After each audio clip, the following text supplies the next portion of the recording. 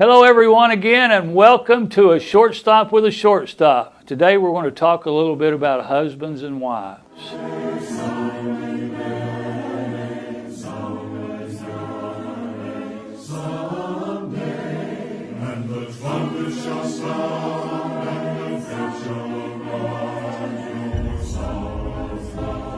One of the best movies that I have ever seen in my life is called The Lou Gehrig Story.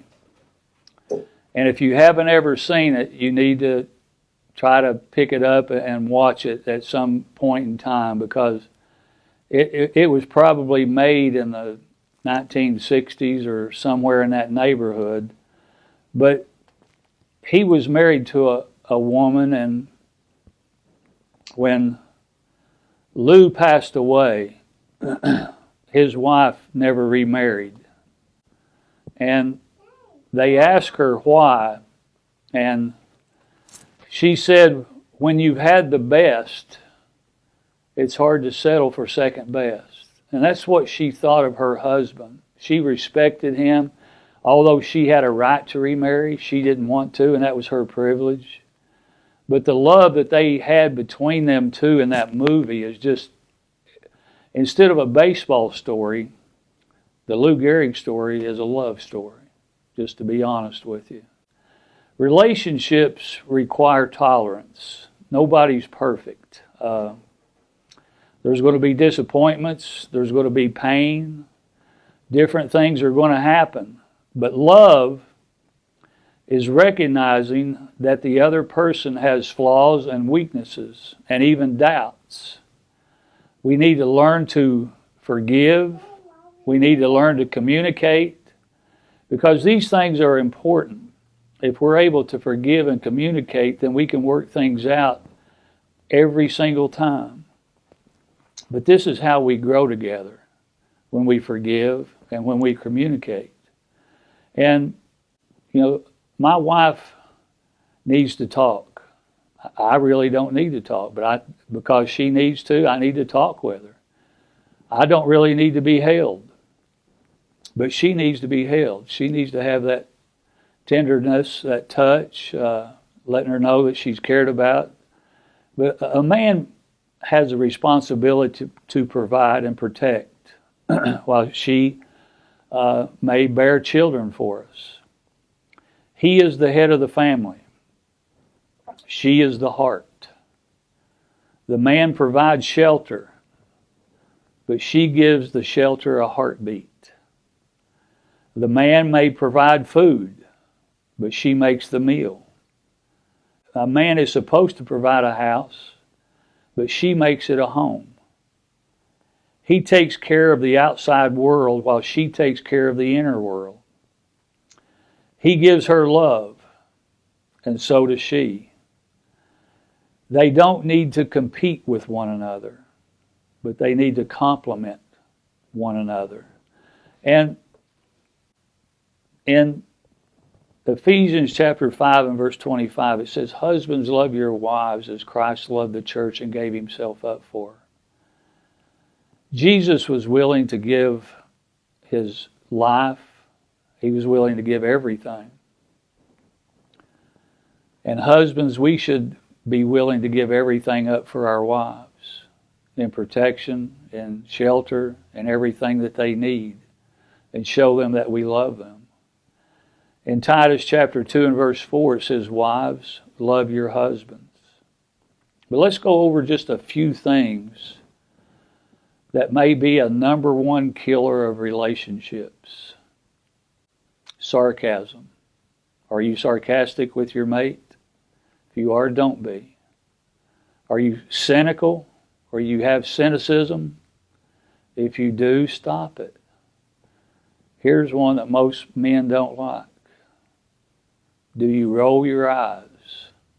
Are you like, ooh, baby, do you roll your eyes? That is a killer of a relationship. Name calling. Don't call each other names. Do you mock one another? That's a number one killer of relationships. Do you belittle one another? Don't belittle one another, because it's a killer. Do you shame the other person, your husband or your wife? Always bringing up the past. Oh, mercy. There's a big one. That's a killer to a relationship. Comparing them to others. Don't do it. It's a killer of relationships. Interrupting them all the time. Don't interrupt your husband, and husbands, don't interrupt your wife. And I think this is a big one right here. It's ignoring one another. Not trying to see what their needs are. Just going to another room and shutting yourself down and just completely ignoring the other person. That is a killer in relationships. But some of the things that we can do in the relationship that can make it the best that it can possibly be. Husbands, date your wives. You remember the time before you got married that you dated her, you called her on the phone all the time? Compliment her. Tell her how beautiful she is. Tell her she's gorgeous. Tell her you like the dress that she's picked out. Tell her you like the way she washes the dishes, but compliment her. Tell her you appreciate what she does for you. And that will go miles for your relationship. Wives, the number one thing that your husband wants is respect. When he makes a decision, even sometimes it may be wrong.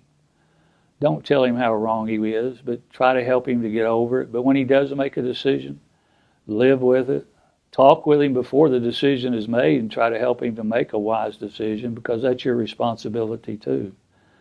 But give your husband respect. If you respect him, your relationship is going to go for miles and miles and miles, because he will love you even more each and every single day. The last thing that I want to talk about is divorce. And in a relationship, that word divorce should never, ever, ever, ever come up. If we look at the world today, out of every 2 marriages are now ended up in divorce.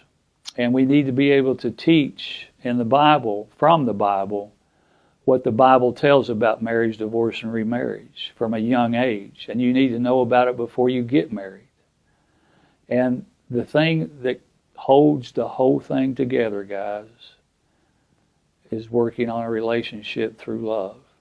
But husbands, here's the last, again, this will be the last thing. Be the spiritual leader at home. And that'll take care of everything. Lead prayers. Study your Bible. Have devotionals at night.